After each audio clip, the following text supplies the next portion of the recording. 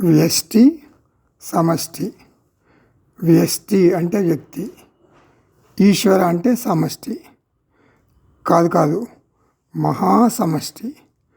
జంతువులు, వృక్షాలు, మనుషులు, మరి సముద్రాలు, కొండలు, లోకాలు, సూర్యచంద్రులు, మరి నక్షత్ర మండలం, ఇదంతా మహాసమష్టి.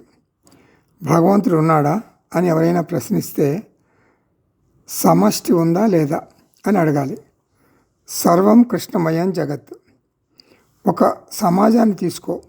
సమాజం వ్యక్తుల మీద ఆధారపడి ఉండిందా? వ్యక్తి సమాజం మీద ఆధారపడతాడా? ఏది నిజం? పరస్పరం ఆధారపడి ఉన్నాయి. సమాజం లేనిదే వ్యక్తి లేడు.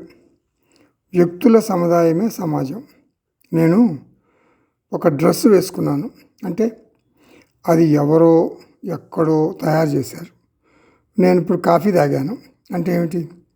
పాలు, కాఫీ పొడి, పంచదార ఎక్కడో తయారయ్యాయి.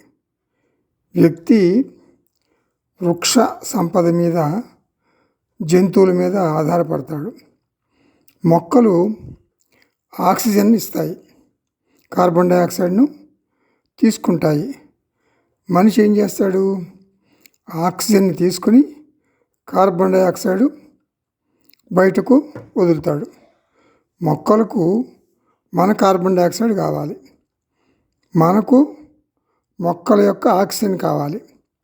మైక్రో, మ్యాక్రో, వ్యష్టి, సమష్టి పరస్పరం ఒకదాని మీద మరొకటి ఆధారపడి ఉంటాయి.